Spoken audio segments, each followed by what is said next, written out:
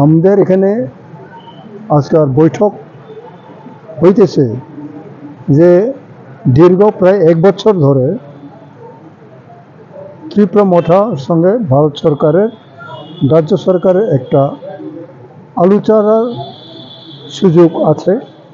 এই সুযোগটা আমরা ভাবছিলাম যে এটা ত্রিপুরা জনসাধারণের পক্ষেই যাবে, কিন্তু এখানে রাজনৈতিক টানাটানি করাতে আমাদের যে মহারাজ প্রদ্যুৎ কিশোর দেববর্মা, ওনাকে আমরা সমস্ত আমাদের কনফিডেন্স আমরা দেই উনি আলোচনা করুক।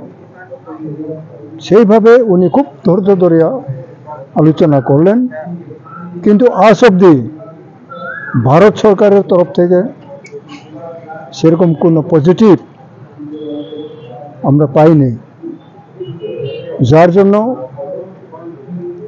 উনিও খুব দুঃখিত হয়েছেন, আমরা খুব দুঃখিত। যার জন্য আর্জেন্টলি 12 ঘন্টার নোটিশে আমাদের সকল এই যে নেতৃত্বরা, যারা ডিস্ট্রিক্ট থেকে, ব্লক থেকে, সাব ডিভিশনাল থেকে, লোকাল থেকে, গ্রাসরুট লেভেল থেকে যারা আসছেন, আমাদের এমএলএ যারা আছেন, এমডিসি যারা আছেন এবং ভিলেজ কমিটির বিভিন্ন নেতৃত্বরা এখানে আছেন, তারা আসছেন। আমরা ওনাদের কাছে এইটাই আশা রাখি যে ওনাদের পরামর্শ কি হইতে পারে। আমরা একটা লাইন দিক নির্ণয় করছি যে আমরা হাথাই কতরে অনশন যাব শান্তিপূর্ণভাবে, যাতে কোনো বিশৃঙ্খলতা না হয়।